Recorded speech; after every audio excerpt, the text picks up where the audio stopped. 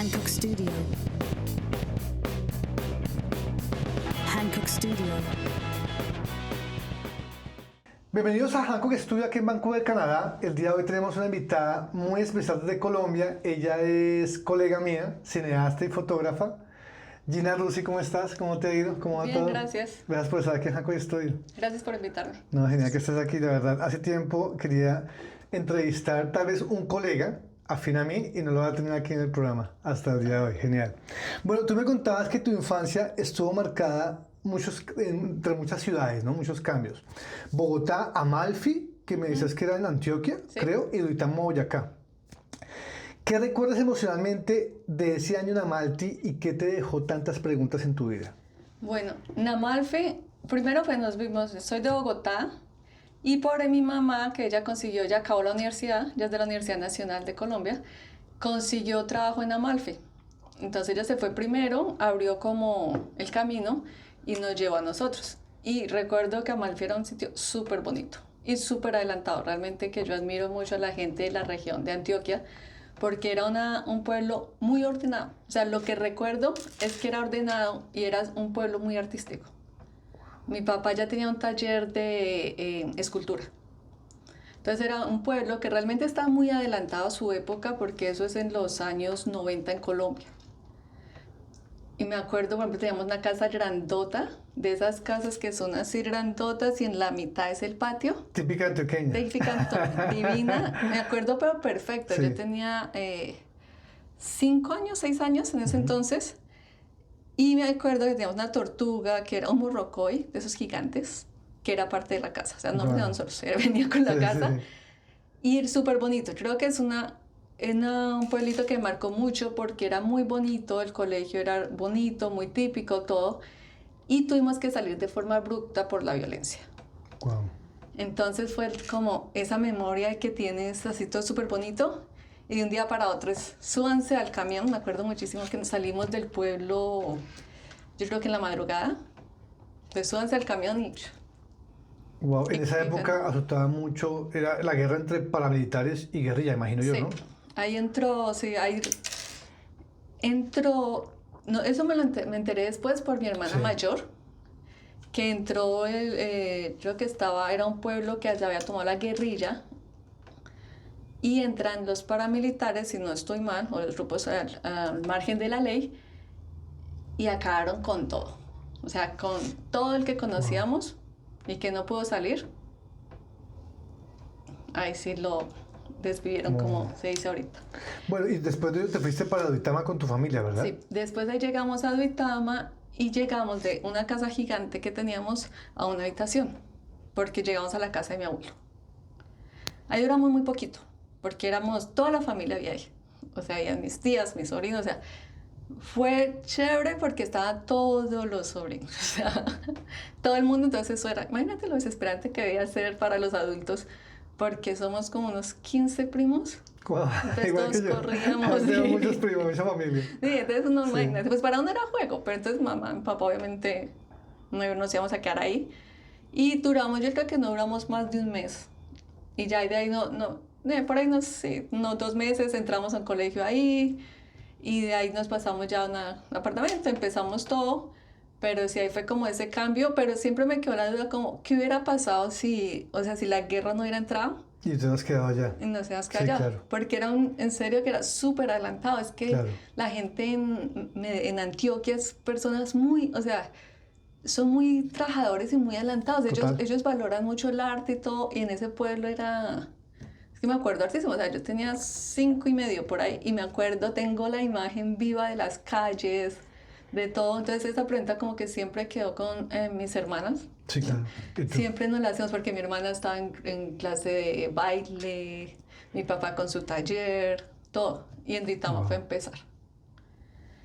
Entonces eso es como lo que nos marcó. Y no he ido, tengo que ir porque quiero volver a ver si Sí. coincide algo. O sea, si los recuerdos como Sí, que... claro. O sea, eso es nunca algo- volviste después nunca de haberte volví. ido. Wow, tienes que Nunca. volver, claro. Sí, quiero volver porque realmente...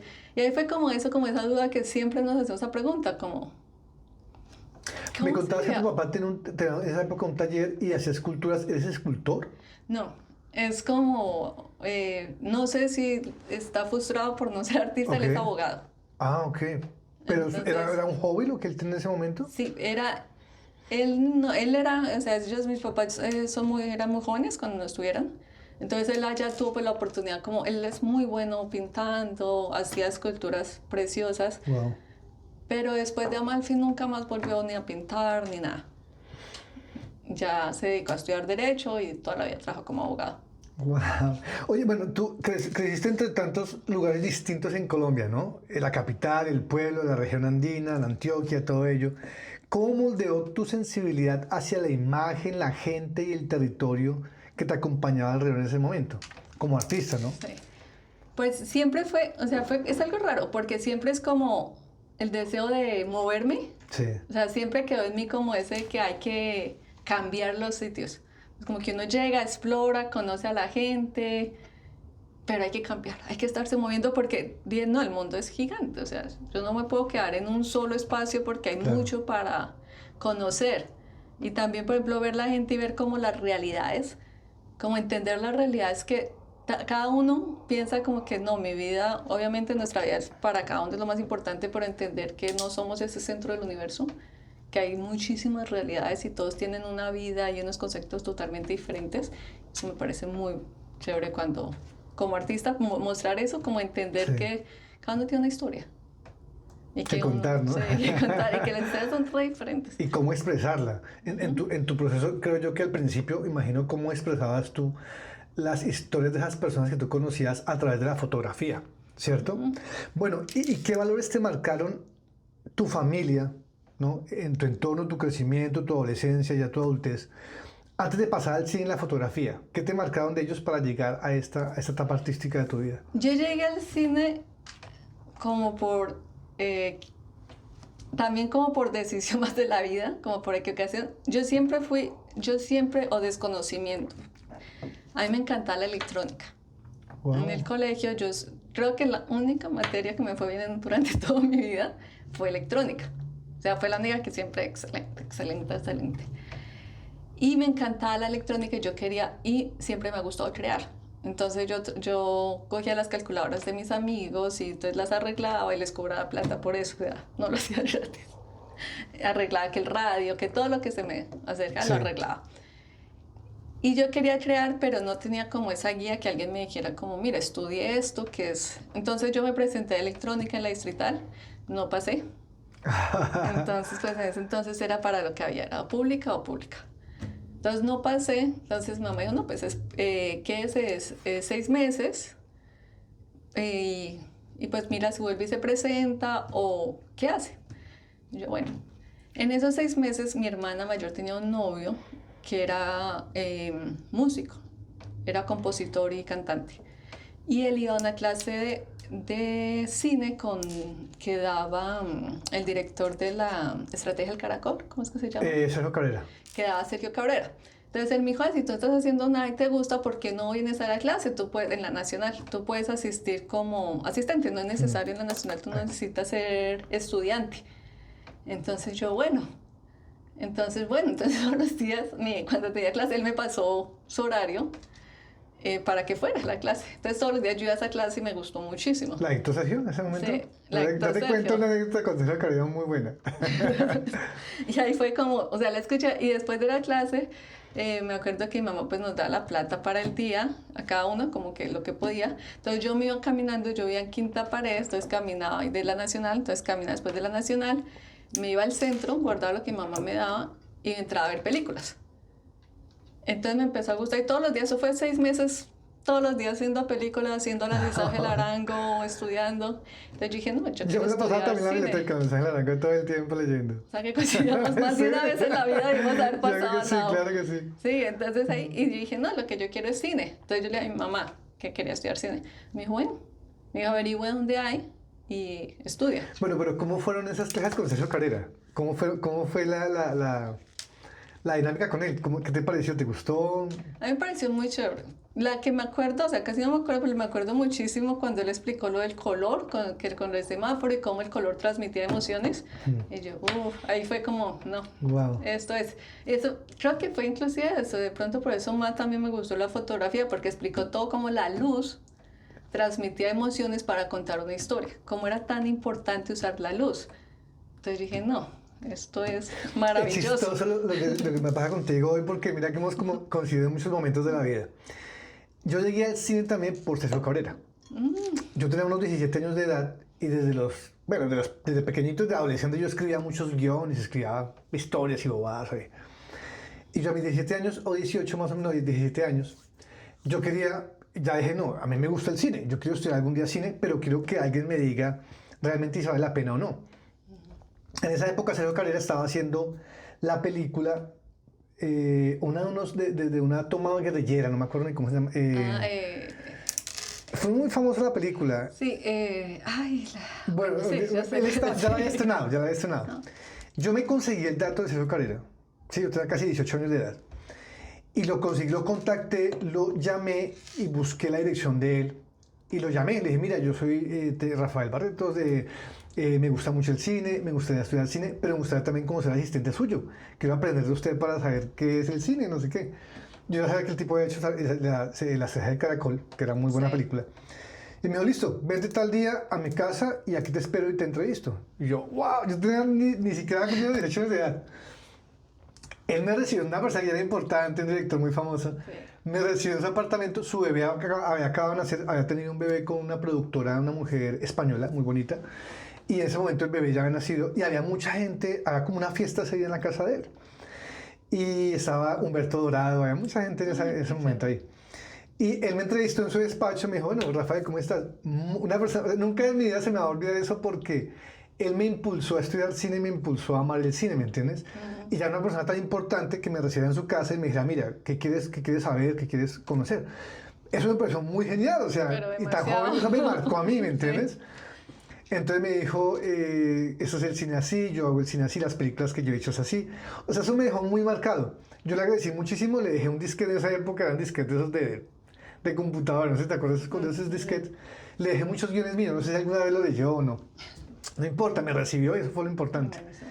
Años después, cuando trabajé en 7TV, nos tocaba entrevistar para una sección de farándula directores de cine y todo ello, y me tocó como asistente y la periodista entrevistar a Sergio Cabrera, ¿no?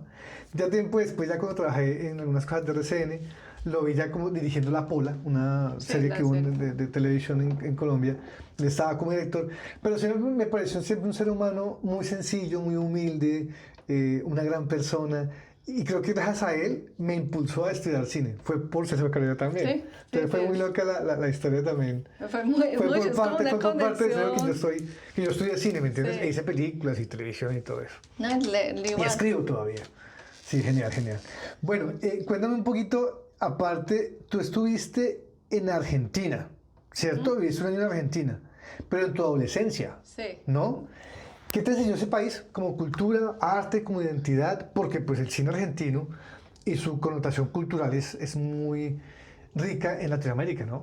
El cine, yo estuve allá y estudié, bueno, es cursos cortos como diplomados, Sí. fotografía cinematográfica y guión. El guión lo hice en la UBA con Ramiro Zanorio, que es un guionista, ahorita está súper ya en lo máximo, Genial. es buenísimo y un ser humano increíble, muy bueno. Y me encantó porque Buenos Aires, o sea, cuando estuve allá me encantó porque tú caminabas, o sea, primero porque sentí la libertad, tú sabes, en la adolescencia tú te vas a un Sí, país sos a vivir joven. solo, joven. Caminaba por Corrientes, iba a todas las librerías, la Atenea me encantaba esa librería, ir y coger un libro y sentarme a leer, me parecía genial porque pues allá hacías todo eso. Y algo curioso con Argentina es que yo no me acerqué tanto al cine argentino, sino que allá descubrí fue el cine japonés. ¡Wow! ¡Qué loco! Entonces yo me la pasara viendo cine japonés que me parece increíble, o sea, cine que ahorita está como que la gente descubriendo. Yo lo vi hace mucho tiempo Sí. y me encantaba porque decía la forma que tienen los japoneses para contar lo duro de la vida con una simplicidad absurda. o sea, es increíble. Ellos, como ellos pintan, como cuentan, y sí. es algo que no me gustaría hacer, pero es como nuestra latinidad no nos deja. Nosotros somos de mucho Cierto. cosa, muchos elementos. Pues mira que yo, el último, no el único cine, he visto mucho, pero no me acuerdo muy bien los directores, pero el que me ha marcado a mí siempre ha sido Akira Kurosawa. Oh, sí. Si todo el cine del tipo es exquisito, enseña mucho de fotografía, de planimetría, de cinematografía. Sí. Uy, es increíble, las historias como las cuenta, Es que ¿no? es Los de eso. samuráis, todas esas películas de él eran impresionantes. Y es eso, es que ellos cuentan, o sea, es como con una poesía al cine todo el tiempo. Entonces me acerqué a ese y me acerqué Eso es una porque- poesía del cine, ¿sí? Porque era ahí cerca de la casa, había un sitio de renta de películas y pues yo fui y me suscribí. Entonces todos los días sí me veía 1 o 2 películas porque iba, cambiaba. Y ahí tenían mucho cine japonés. No sé si Wow. los dueños eran, nunca me fijé, pero había Sí. mucho.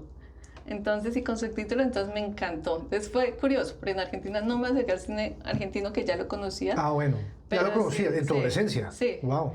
Pero porque contigo yo, o sea, yo acabé el colegio a los 15. Entonces me dediqué mucho tiempo a ver películas, a ir a la central, Sí, allá en el centro, y me iba caminando, pagaba. genial. Entonces vi mucho, entonces llegué allá y me encantó. Fotografía cinematográfica, no me acuerdo el nombre de la profesora.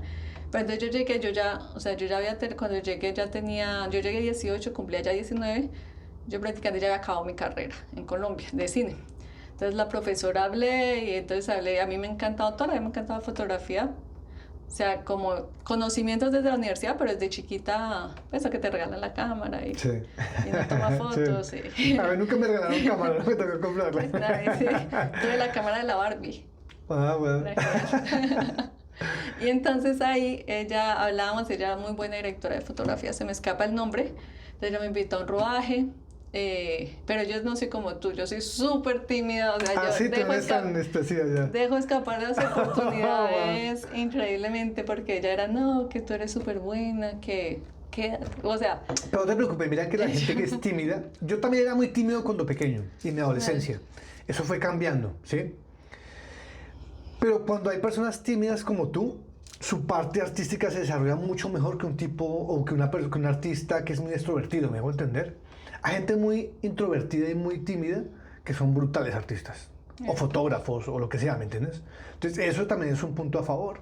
pero... No, créeme, sí, eso pasa. Inclusive te voy a mostrar un guión de pronto que escribí en Buenos Claro que Aires, sí, que lo genial. tengo ahí en el tintero. Y a mí Claro. me encanta, o sea, para mí es lo mejor del mundo. De pronto tú lees como que, pero me parece buenísimo. Escribí 2 en el curso de guión. Y escribí uno sobre Amalfi, pero más como fantasía, y otro totalmente fantástico, reflejado en donde yo viví, se llama Santiago del Estero, se llama. En Buenos En Aires. Buenos Aires. Y esa es una zona, era una zona para estudiantes en la casa, entonces la compartía con muchos estudiantes.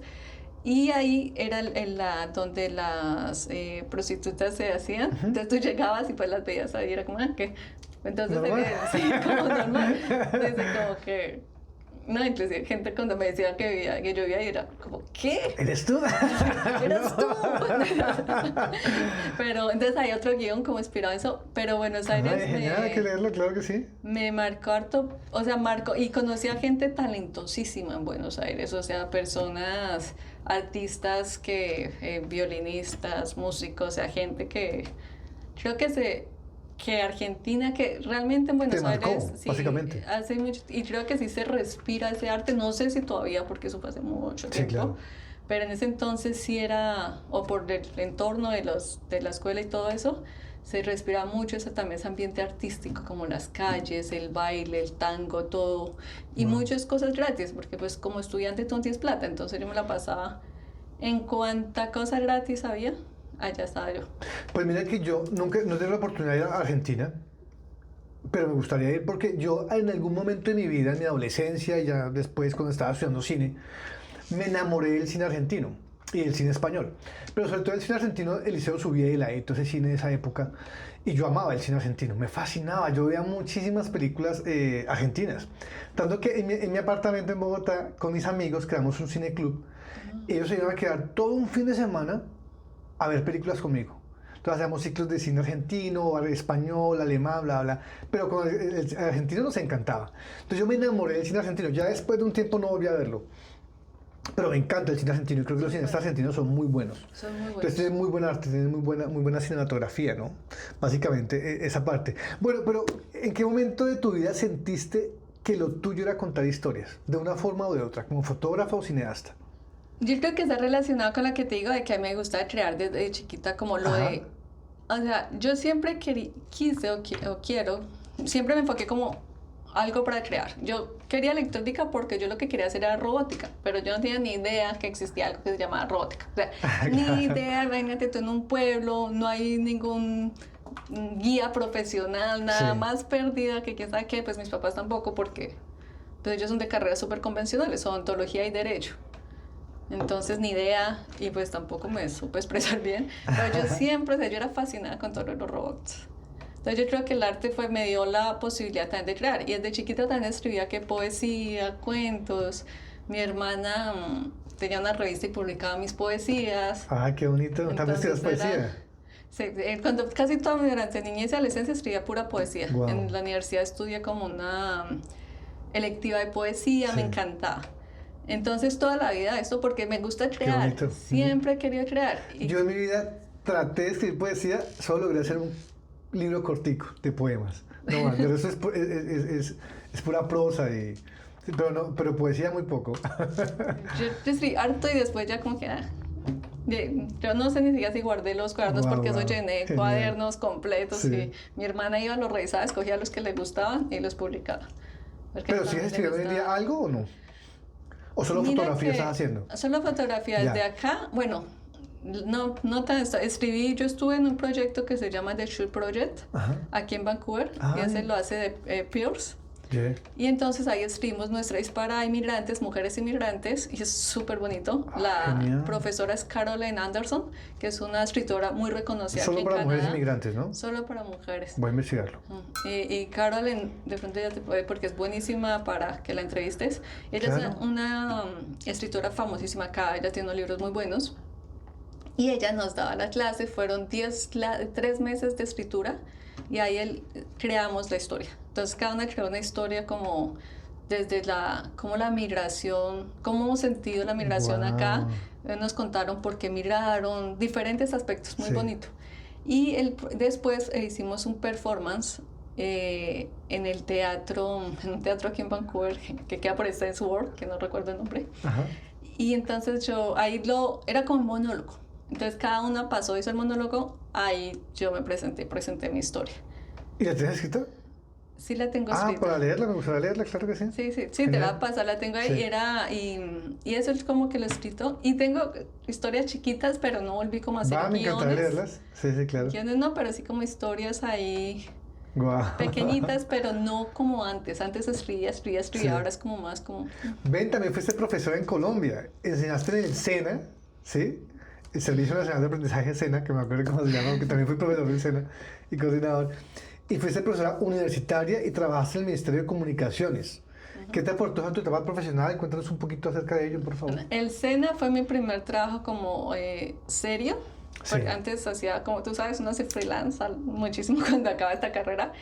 Y el SENA, mi prima trabaja en el SENA, y yo estaba buscando trabajo, y me dijo, escribas en la base nacional para... Sí. y yo, Instructores. Instructores. Y pues yo, bueno, me inscribí. Y me llamaron, pero no el de mi prima. O sea, mi prima estaba en Bogotá y me llamaron de Fusagasugá. A la sede de FUSA. A la CEFUS, Sí. entonces me llamaron, mira, miramos tu hoja de vida, es lo que estamos buscando, que si viene esa entrevista, y yo como, bueno, y recuerdo que la señora me decía, es Fusagasugá, no Funza, que es la otra, Sí, ¿no? FUNSA la otra, sí. Y yo, ok, me lo repitió tantas veces que al Es que la final, gente se confunde en Dinamarca. pero yo no tenía ni idea de ninguno de los dos, o sea Sí, que claro. para mí fue, al final yo quedé como, ¿es Fusagasugá o es el otro? Bueno, pero en fin, fui, hice la entrevista, súper nerviosa, además porque esa entrevista la hice cuando tenía 21 años.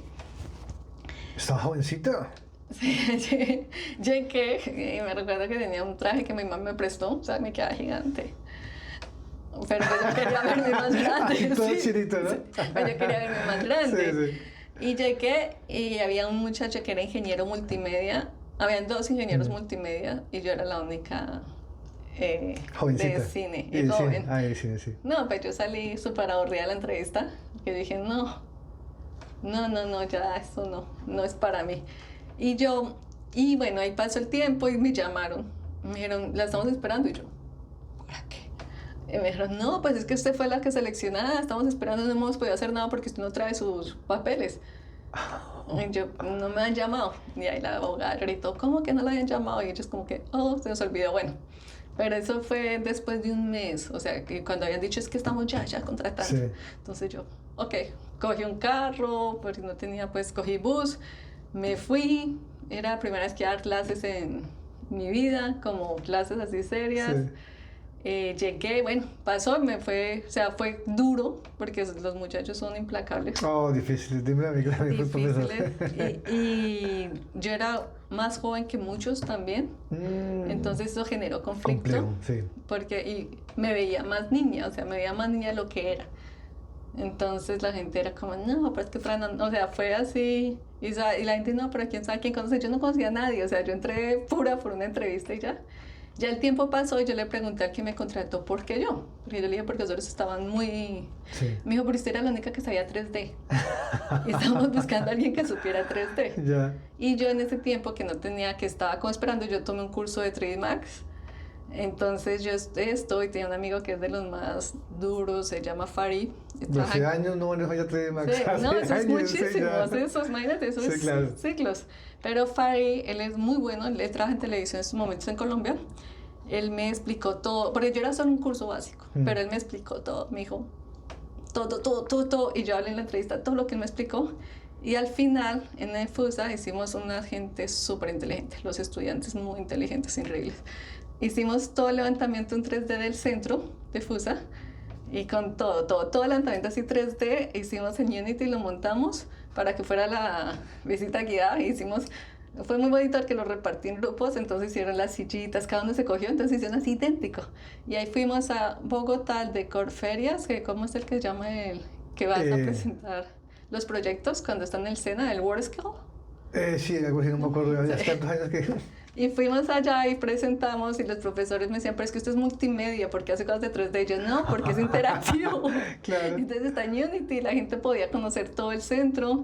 Y ahí en FUSA me dieron la libertad que en ningún lado me habían dado. Hicimos un magazine, grabamos con pantalla verde, los muchachos grabamos a la gente de cocina, hacíamos tutoriales de cocina. Entonces en los televisores del centro era todo el tiempo el magazine de los de multimedia. Está buenísimo. O sea, tu experiencia fue bonita. Sí. ¿Y la parte de universidad, a dónde dice clases?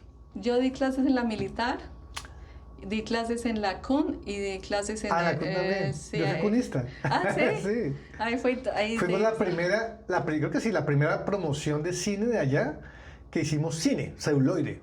Nuestra tesis fue en 16 milímetros. Fue la primera que... Oh, súper bien. Sí, en esa época. Fue una muy buena tesis. Súper bien. Sí. Y fui en LCI, en La Salle College, pero que ahora se llama LCI, sí. que es la misma de acá. Que es la misma de acá, Salle College, sí. Ajá. En la CUN entré fuera al departamento de periodismo. Yo les enseñaba a hacer notas periodísticas y trabajaba en CUN Media. Era la parte de ¿En periodismo. qué año fue eso? Más o menos. Que fue 2000, yo acá llegué de Australia, eso. Estamos a 25, ¿no? Es que el tiempo pasa mucho. El tiempo va volando. Por ahí 2016. Ah, no, sí, ya. Bueno, no mucho. Es que yo me grabé en el 2005. No. Ya hasta ahora Ya estaba empezando mi claro. vida. Fue chévere, porque ahí también ahí terminé, pues me salí porque problemas con otra profesora que tenía muchísimo más poder que yo. Entonces dije, ay, no voy a acabar mi vida, o sea, no vale la pena. En el SIG College, súper bueno, ahí di Photoshop, diferentes programas de Adobe y edición, y ¿cuál era? Video, creo que también dije. Y en la militar di guión y di After Effects. Ah, bien, ya no manejo After Effects. Hace mucho tiempo ya venía manejando software un poquito más avanzado. No, eso ya estoy, sí, ya o sea, está. te estoy diciendo de hace rato y yo estoy más desactualizada en esos temas que quién sabe qué. Pero fue chévere. Bueno, pero toda tu etapa profesional en Colombia, el Ministerio de Comunicaciones, el seno de las universidades, la Universidad Militar, Pues, me imagino que te dejó mucha satisfacción como profesional, ¿no? Expresando y comunicando lo que tus conocimientos.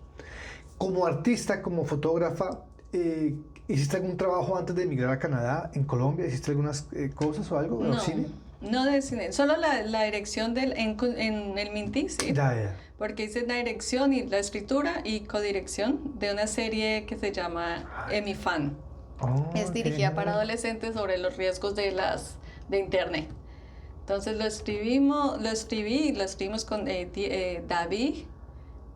Ay, no me acuerdo el otro escritor. Ajá. Si ve la Sí, sí. entrevista, qué pena. Ese fue tu último trabajo. Ese fue mi último trabajo Ya. y fue como el más satisfactorio porque fue el que me permitió más explotar como la parte artística. Ah, Porque ahí sí ok. escribía todas las veces tenía que escribir los guiones Sí. para los comerciales, o sea, escribí todo el plan de medios y escribí los diferentes programas y todo lo escribía y el grupo de apoyo también que escribía, Sí. todo pasaba por mí para poder ser aprobado. Wow. Entonces ahí sí prácticamente todos los días estábamos escribiendo. Bueno, ¿y en qué Genial. momento te armaste con la cámara fotográfica? ¿En qué momento la cogiste y dijiste, voy a capturar momentos, historias, todo ello, esa semiótica? ¿Cómo llegó a ti la cámara fotográfica para convertirte en fotógrafa? Sí, cuando tienes la cámara llegó desde chiquita, cuando con mi primera Sí, cámara Barbie. de Barbie. Era genial, además porque era rollito de Voy a buscarla. 9 milímetros, ese Sí. chiquito. Genial, ese fue para una Navidad. Después, y ahí pues mi papá le tomaba todo, después otra cámara, o sea, siempre me las han dado las cámaras, mi mamá me ha dado todas las cámaras, la verdad. Y a mí me encantaba tomar fotos de las cosas, de todo, Sí. pero más como lo que dices, o sea, como de contar, no solo ir directo a la gente, sino como los espacios. Me encanta la luz, o sea, me gusta la luz, como la luz se filtra y cuenta. Yo he visto eso es lo que fotografías me tuyas gusta. en tu Instagram, en el que tienes tú, y ahorita vamos a poder compartir tu Instagram, ¿no? Y no, tienes unas fotos muy lindas, manejas muy bien el desenfoco, los focos visuales, la profundidad de campo, y hay unas fotos muy bellas que tienes ahí, y mucho retrato, ¿no? Sí, el retrato llegó aquí. Sí, en Canadá. En Canadá. Ah, ok. Porque antes a mí me gustaba mucho, nunca he podido ser buena, yo creo que por la misma timidez, con la fotografía de periodista. Periodística, sí. Periodística. Yo sí lo no. hacía. Me da pena ir a la calle y fotografiar a alguien, me Wow. parece súper invasivo. A mí las cámaras me parecen un elemento invasivo. Sí. Entonces nunca, es más, casi me tiro esa materia en la universidad. O sea, así terrible. Claro. Y la profesora me decía, vaya, y yo no. Entonces fue terrible, me da pena, pero hacía mucho de paisaje y cosas de estas que me encantaba, que ver la luz, cómo se refleja en el agua, eso me encantaba. Pero pues era como más como ver, me gustaba mucho reflejar eso. Y algunas, sí tengo algunas de gente, pero siempre desde el respeto, jamás me gustó, o sea, como que veía una imagen de una persona mayor vendiendo, me parecía tierna, pero no desde resaltar la miseria o la pobreza. Nunca me ha gustado eso. O sea, desde el respeto siempre es así, les mostraba las fotos y les pedía el permiso y siempre me decían como que sí, les gustaba. O sea, nunca he tomado una foto para dar lástima. Ya te entiendo, pero o sea que la etapa fotográfica fue en Canadá. La de personas. La de personas, la de Sí. retrato, como Sí, tal, ¿cierto? Porque siempre he tomado, yo aprendí fotografía con la cámara análoga. La análoga. Sí, también yo la usé hace muchos años también. Entonces, toda la análoga. Y en Buenos Aires estudié fotografía de moda. Oh, Me encantaba la wow. fotografía de moda. Me gusta todavía, Sí. pero no me veo como en ese campo, pero me encanta ver fotografía de moda, porque Sí. me encanta el control que te da la fotografía de moda sobre cada elemento, que es mucho con el retrato que estoy haciendo ahorita. Sí. Me permite como, le intento poner también ese tipo de fotos a los modelos, porque a las personas, porque me gusta el control, me gusta controlar la luz, me gusta poderles guiar en la pose, todo eso, y que la Genial. gente se vea y diga como, uff. O sea, por lo general la gente dice, uff, tu cámara es buenísima. Me Pero encanta. bueno. Me encanta porque uno de mis mejores amigos, otra vez mi mejor amigo también, uno de mis mejores amigos es fotógrafo. ¿Sí? Y ha sido mi director de fotografía en mis películas y mis proyectos y todo eso. Entonces tenemos ese feeling común, ¿no? Sí. En la fotografía y el cine. Bueno, pero estabas bien en Colombia, tenías tu familia, nunca te faltó nada. ¿Qué te trajo a Canadá? Porque dijiste que llegaste aquí por accidente. No era tu sueño Sí, como el de muchos otros, pero llegaste aquí por accidente. ¿Qué te trajo aquí? Yo llegué acá, o ¿Cómo sea, yo llegaste? conocí a mi esposo en Australia Ah, ¿te fuiste a estudiar inglés o algo Sí, así? yo estuve estudiando inglés en Ah, ok, Australia. ok. Allí También conocí, para allá. Pues sí, por Canadá. allí conocí el que actualmente es mi esposo. Y de ahí nos fuimos a vivir a Colombia. Nosotros vivimos en Colombia 5 años. Con tu esposo. Con mi esposo. Wow. O sea, lo conociste en Australia, pero él es canadiense. Sí, él es de aquí de Wow. Y vivieron en Shell. Colombia 5 años. 5 Ya años. entiendo. Y así súper relajados, pero a nosotros nos gusta viajar mucho. Y pues cada vez que íbamos a viajar, visa, visa, visa. Entonces dijimos, no, se necesita el pasaporte para que podamos coger un tiquete y ir a donde queramos. Pues dijo más él, ¿no? Porque uno ya está acostumbrado a las visas. Sí, claro. Para uno ya sabe. Todo el tiempo. Sí, pero él era, no, es que hay veces que hay tiquetes baratísimos. Bueno, Ya entendí. y nosotros empezamos el proceso y dijimos, y como todo el mundo dice que eso se demora terrible, que no, que pues, que es tenaz, entonces dijimos, no, pues, La de partnership y toda esa cuestión, la sí, visa ya. entonces no, que unos amigos de él que nos estuvimos en Japón y ellos, no, que no nos los dieron. O sea, que te casaste eso- en Colombia con él. Sí, en Colombia ¿Y nos se demora como casamos. que 2 años para que te llegue la residencia o algo así? No, es que pensamos eso, todo el mundo decía eso, entonces Sí. nosotros como que alargábamos porque no somos como, estábamos bien en Colombia, él estaba feliz, no nos importaba, lo único, o sea, ¿Y lo cómo único, trabajaba en Colombia? ¿Qué hacía él o qué se dedica? él es profesor, ahorita es project manager, pero él ha sido profesor de inglés por todo el mundo. Ah, bueno.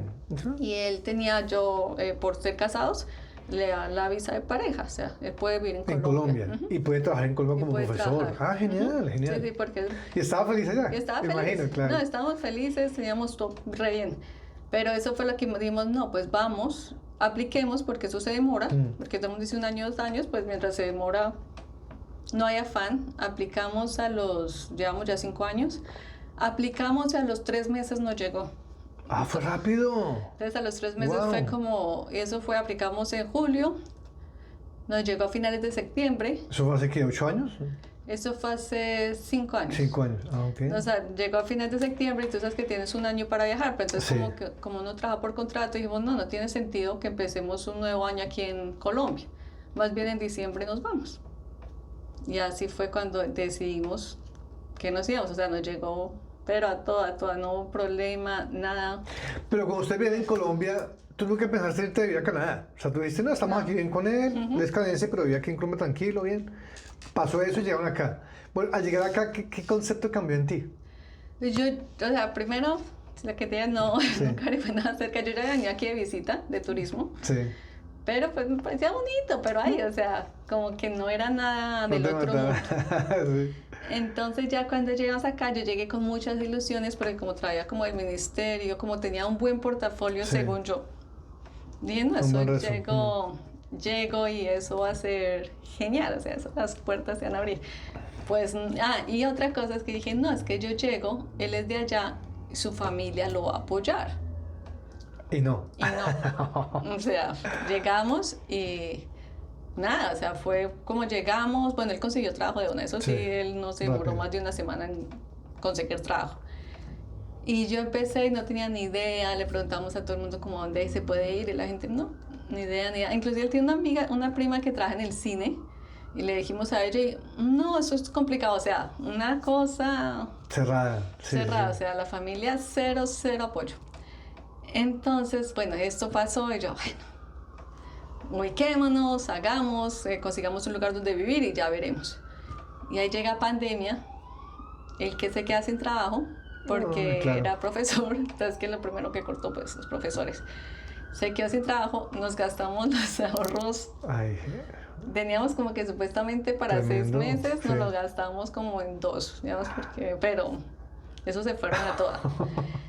Y entonces él se queda sin trabajo y estabas ahí, pues el gobierno de Canadá le da a él un apoyo, porque le dio a todos apoyo, pero él consiguió por otro amigo rápido otro trabajo. Ah, bueno. Entonces ahí fue, pero entonces él dio otro trabajo que odiaba porque era poniendo cosas en los carros. Entonces, pero bueno, pero en fin, él era ahí y yo estaba en la casa y fue horrible porque yo estaba sola ahí todo el tiempo y él se iba a trabajar porque el trabajo él era presencial y era un trabajo que tenía que ser presencial, o sea, ellos tenían permiso para seguir funcionando, claro. además que fue uno de los trabajos que más se hicieron como venta récord en años, con la pandemia esas empresas volaron. Y yo ahí todos los días, no había nada, no había fotos, yo esto, nada, no gente, fue horrible. Me imagino que te deprimiste de Sí, todo. terrible, terrible, fue una época horrible. Entonces yo, la verdad es que Canadá fue como, Te fue mal al llegar. Sí, sí. Bueno, ¿y cómo evolucionó eso? ¿Cómo evolucionó? Luego conseguiste un trabajo, empezaste con la fotografía, retrato, ¿cómo fue eso? Sí, ahí ya después fue y me hice voluntaria en un sitio, que no voy a decir el nombre por no... No te preocupes. Sí, entonces ahí en ese sitio, pero ellos eran como, es un sitio que explota a los latinos terriblemente. Ya sé cuál es. Sí, sí, o sea, no hay También hice necesidad. voluntariado ahí. Sí, no hay necesidad de decir el Como nombre. fotógrafo, videógrafo, Sí. editor. Ya, ok. Ya sabes, pero ahí conocí. No sirve para nada, sí. No sí. sirve para Sí, nada. Sí, sí, sí. Pero hice amigas. Ajá, chévere. Y entonces ahí fue como más chévere y conocí a una muchacha de la India súper bonita, pero ella se mudó a Calgary, bonita como ser humano. Sí. Y ahí empecé con lo de las fotos, entonces ella me ayudó a modelar. Ah, Y ahí fue que empecé bien. como a vender y a Sí. ofrecer. Y ahí fue cuando iba a eventos y la gente me veía con la Genial. cámara y me preguntaba que yo tomaba fotos. Y ahí empecé, y así empezó de a poquito. Todavía estoy dándole ahí, pero pues así empecé. Bueno, ¿cuál es tu Ya sé Instagram cuál. de fotografía? Lo podemos colocar Sí, acá. @ Sí. Gina_Rusi Photographer. ¿Rusi con doble S o Con una doble S? S. ¿Rusi fotografía? Photographer. Photographer. Ok, yo lo coloco aquí en pantalla con el Ah, link súper. listo para que lo tengan. Y también quería hablar un poquito antes de pasar al siguiente bloque. Tú tienes un video podcast que hablaba sobre la experiencia migrante. Ah, Cuéntanos un poquitico acerca de tu video podcast, por favor. Ah, de tu eso. podcast, perdón. Sí, solo podcast. Sí. Pues como estaba tan deprimida. Sobre el duelo migrante. Sí. Era que tú lo construiste. Eso fue en pandemia. Sí. Como me dio así durísimo, dije, pero no puede ser normal. Yo soy una persona que siempre me ha gustado investigar mucho Sí. de todo. Y tenía una amiga colombiana y ella también me comentaba, yo le decía, no, hay algo pasa. Entonces empecé a leer, a buscar como qué pasa en la migración. Porque hay más personas que se sienten así. Y empezó a salir este señor, ay, ¿cómo se llama? Bueno, es un español Ujú. que tiene un libro sobre el duelo de la migración. Mm, Y él explica los pasos del duelo. Entonces dice, es que la migración es un duelo porque lo que usted conoce se muere y usted está pasando. Y es un duelo que no todos lo viven, porque es que el migrante es una persona, o sea, poner al migrante en una categoría es muy, no está bien porque todos migramos con diferentes condiciones.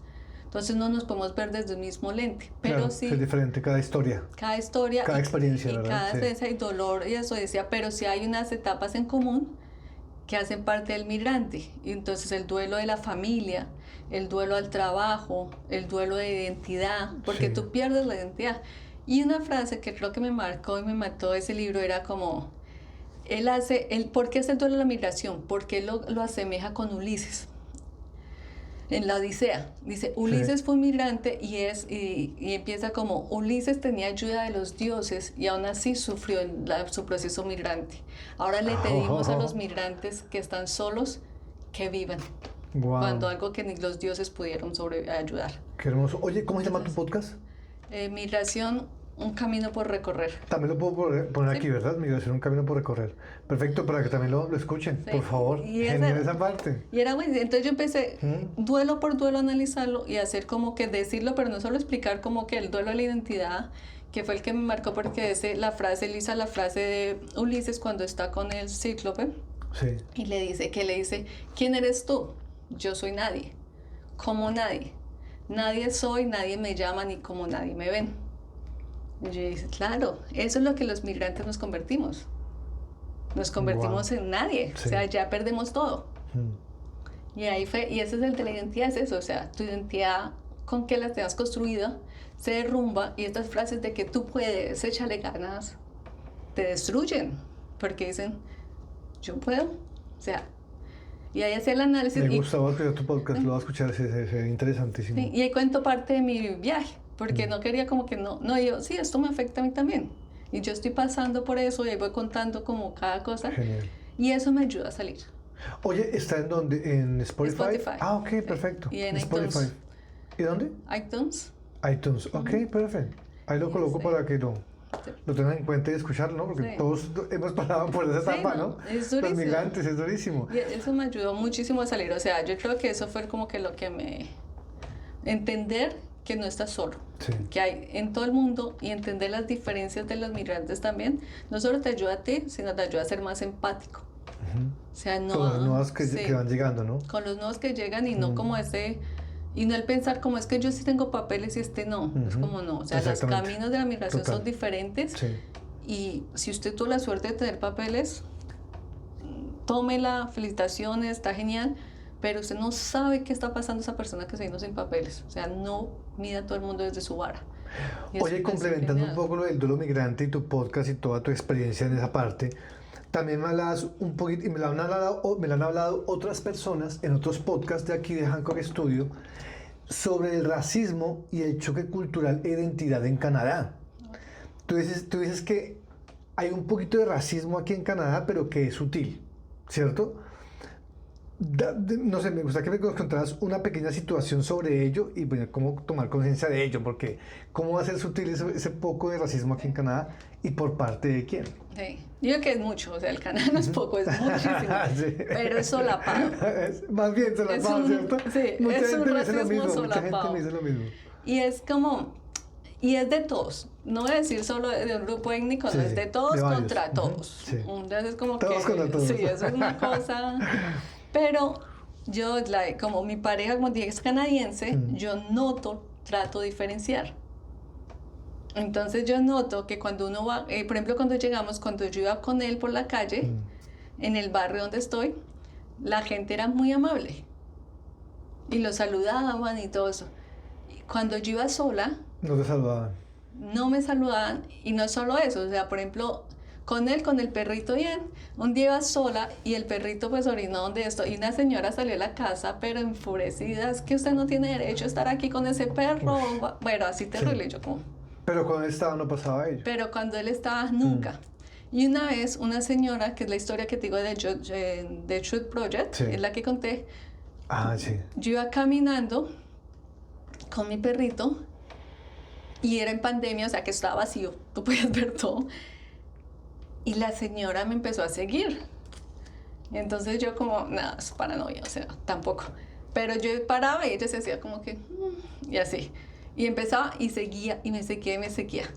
Entonces hasta el final yo llegué y me iba allá esto y le grité a ella. Le dije, oye, voy a voltear en la izquierda, no, oye, voy a girar a la derecha. Para que no por te si, siga más. no, o sea, por si me pierdes, la próxima es a la derecha. Y me miró y como que, y se fue. La señora Sí. ahorita me saluda porque es una vecina y ya han pasado mucho tiempo, pero era así terrible. Wow. Y por ejemplo en la tienda, yo le dije a Cortis, una vez yo estaba así comprando y llegó Cortis y yo le dije, esa muchacha me está persiguiendo. Ha estado persiguiendo todo el tiempo y Cortis no. Le dije, ponle cuidado, verás, quédate acá. Y yo me fui hasta la sección de zapatos y la chica se fue detrás. Yo me fui a la sección de todo detrás, así Qué pero loco, ¿no? terrible, del almacén. Pero también creo que hay mucha gente loca. No, Igual que era en del Estados Unidos. almacén. Ah, ok. Era del almacén y eso. Y entonces hasta que al final paramos y yo le dije, como ella, ¿me necesitas ayudar o qué? Sí. No, I just was, como estaba arreglando algo acá. Sí. Y entonces Cortés dijo, sí. Y entonces también él mismo empezó a mirar. Sí, y me lo han dijo, dicho. Hay un racismo Sí. sutil que no es como el norteamericano, por ejemplo, No. pero sí es bien fuerte también aquí, aunque lo solapan, yo creo. Lo solapan ¿Cierto? muchísimo, muchísimo. Wow. Y te dicen con una sonrisa y te están ofendiendo. O sea, ellos se sonríen, pero te están ofendiendo y uno es como... y tengo así historias y le creo. Y mucha gente también dice, no, pero es que ellos son así. Digo, no son así porque puedo ver que son diferentes Claro. cuando estoy con él. O sea, yo noto la diferencia. De pronto si estuviera con una pareja latina igual que Sí. yo, diría, no, son así. Pero cuando estás Oye, pero con alguien claro, más- no, te entiendo completamente porque mucha gente me lo ha dicho. Y aquí es cuando la migración te cuestiona a ti, ¿no? Y preguntar y responder en una frase muy corta, dime, ¿quién eras en Colombia y quién eres en Canadá? Hasta el sol de hoy, por ejemplo. Pues todavía no sé quién soy. Ah, no. Digo porque aquí te sientes en que en momentos de tu vida en Canadá, en esos 5 años, has sentido un sutil racismo por parte de los canadienses o de mucha gente que vive aquí, es tan multicultural, ¿no? Pero en Colombia, ¿cómo te sentías? ¿Te sentías tranquila, verdad? ¿Te sentías tú Sí, o sea, con tu gente, pero siempre se siente un poco lo que tú dices, yo también lo siento a veces, ¿sabes? Cuando voy a Colombia, soy muy feliz, estoy con mi familia, mis hermanas, mis sobrinos, mi mamá, genial. También me gusta mucho la tranquilidad canadiense, ¿me entiendes? Pero también tanta tranquilidad, bueno, esto a veces es aburrido, Canadá es aburrido, a muchas veces es aburrido. Pero también es tranquilo y esa paz me encanta, la espiritualidad. Pero también necesito caos, ¿me entiendes? Entonces me voy para Colombia y busco caos, Sí. ¿sí? Eso es lo que yo hago.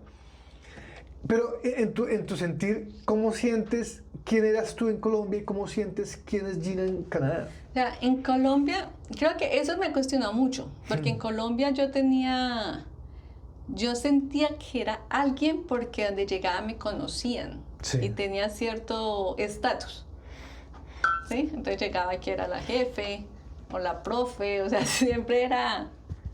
alguien Igual para de- mí, sí. Y aquí, como te digo, aquí llegué y es como... No eres ya, nadie.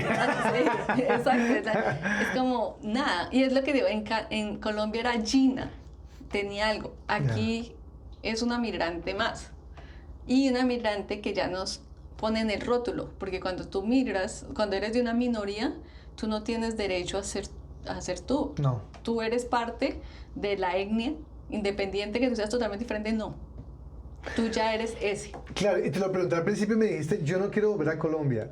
Sí. Siendo que hay esas dos fases aquí como tal, ¿por qué ya no volverás a Colombia y te prefieres quedarte acá si eras más Gina allá y aquí no eres realmente, digo que no nadie, sino Sí. que no eres de una mayoría, ¿verdad? Eres de una minoría. ¿Por qué prefieres estar acá? Porque aquí me he replanteado, o sea, en Colombia era esta Gina, que era la que hacía todo, Sí. pero aquí he sido la Gina, la que yo quiero ser, como la que quiero crear, la que creo, la que hago proyectos y la que hago como lo que quiero, sin importarle quién está alrededor, Ya, porque realmente me pasa nadie lo le mismo. Dije, importa. para allá iba porque Sí. pienso muy igual que tú. Entonces, es como... Pienso igual que tú. Y Sí. siento lo mismo que tú, ¿me Sí. entiendes? Como migrante. Bueno, ya para ir acabando el podcast, ¿qué tipo de historias buscas capturar con tu cámara? Bueno, en este momento Sí. que estoy de retrato, Ujú. tengo un proyecto, estoy desarrollando, no sé si lo viste en Instagram, que se llama Reinterpretando 39 obras de arte. Oh, Y la estoy haciendo desde mí como modelo, o sea, yo cojo 39 artistas sí. y reinterpreto Está interesante esa sus fotografías usándome a mí como modelo y como que resaltando lo que más me llama la atención de ellas. No digo que lo más importante es lo Sí. más importante para mí, para Gina Rusi. Puede que otro crítico de arte viene y me dice, eso no es nada, no, para mí, para Gina Rusi es lo más importante y son artistas que han marcado hito en la historia, o sea, que han roto moldes. Entonces lo que yo busco reflejar con mi fotografía es ese empoderamiento a la persona a fotografiar, que vea la foto y recuerde ese momento y diga, esta soy yo. O sea, que diga, no, no soy la que tenía que tener el filtro, no soy la que tenía que ser más delgada, no, es esta soy yo, la persona que está aquí fotografiada y que le transmita como ese sentimiento de sí, soy yo, soy válida, soy hermosa, eso es lo que Yo soy lo que soy. Eso lo es que lo me que captura en soy. la cámara es lo que soy, Sí, básicamente. sin ese sesgo que tenemos, aunque Sí. todos tenemos sesgo, es imposible, pero sin ese sesgo y ese sufrimiento que muchas veces tenemos hacia la belleza y hacia todo esto, y que se sienta eso, porque cuando yo van a mi estudio, entonces que les cuadro la luz, si me dicen que algo no les gusta, yo sé cómo usar la luz para ocultar Ya, esos claro, pequeños sí, detallitos, y después ven y son felices, y Qué bonito. eso me transforma, yo ver el resultado, ya, cuando no les gusta me duele un poquito, pero... Bueno, otra pregunta aquí como de bonos ya. ¿Qué fotografía tuya contarías para explicar quién eres? ¿O qué foto tuya de Gina Rusi compartirías o expondrías para explicar quién eres en una sola fotografía?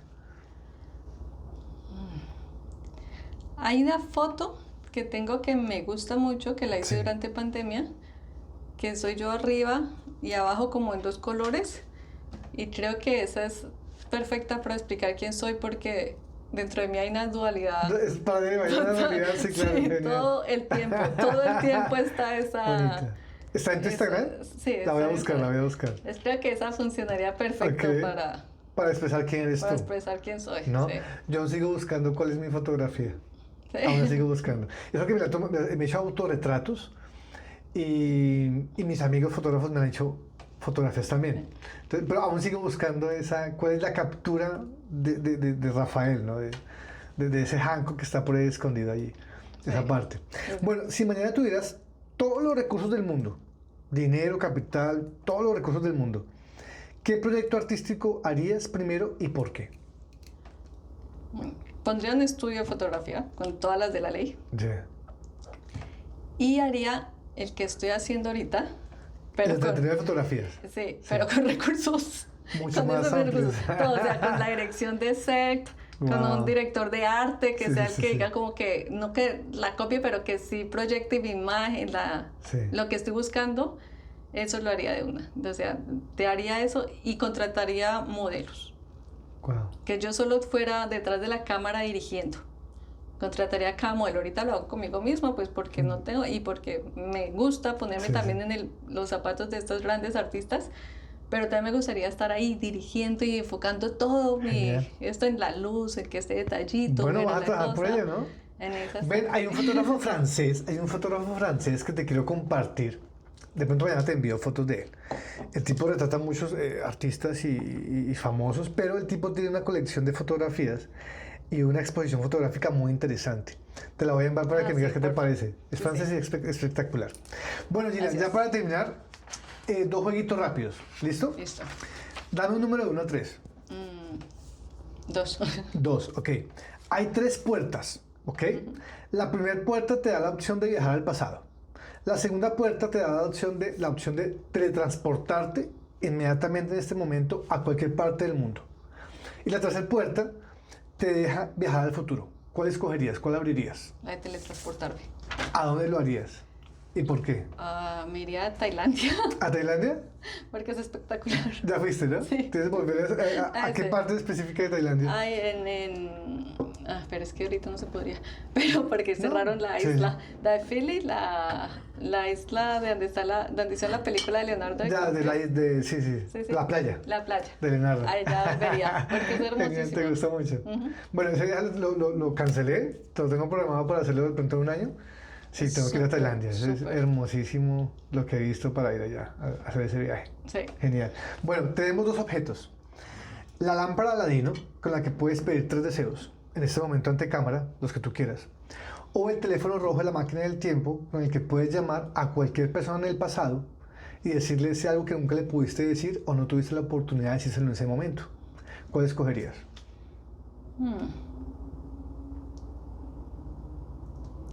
Es difícil. Ayer me disfracé de Jasmine. ¿Sí? Oh, wow. ¿Cuál escogerías? Creo que el teléfono. ¿El teléfono? ¿A quién quieres llamar? A una amiga, que no va a decir su nombre. Sí. Pero si quieres decirlo está bien. Márcale y dile lo que quieres decirle No. que no pudiste decirle en ese momento. Le- Ante cámara. Le diría que me perdone, porque cuando me contó algo muy importante de su vida no supe cómo reaccionar. Wow. Eso sería. ¿Y no le quieres decir el nombre y perderle? Todavía no me atrevo a decirle. Podría hacerlo, o sea, todavía ya está bien, podría hacerlo. Ella pero sabe lo que pasó. ¿O no? No sé si ya sabe, o sea, no sé si la marcó como marcó a mí, Sí. pero sí lo he pensado mucho y creo que, o sea, que me equivoqué Sí. cómo reaccioné porque era algo importante. Eso pasó hace muchos años en Colombia, imagino yo. Sí, esto pasó en Colombia. Wow. Hace tiempo. Sí, en la universidad. No. Entonces, Gina, me encantó tenerte aquí en el Hancock Studio, contar tu historia de fotografía, todo lo que viviste en la parte de cine, tus proyectos actuales, ¿no? La parte de tu colección fotográfica que estás armando en este momento. Y nada, los invito a que vean aquí a Gina, también el podcast de Gina, para que lo escuchen también un poco. Y nos vemos en un siguiente capítulo de Hancock Studio. Gracias a Gina y a todos ustedes el día de hoy. Hancock Studio. Las historias de vida toman voz.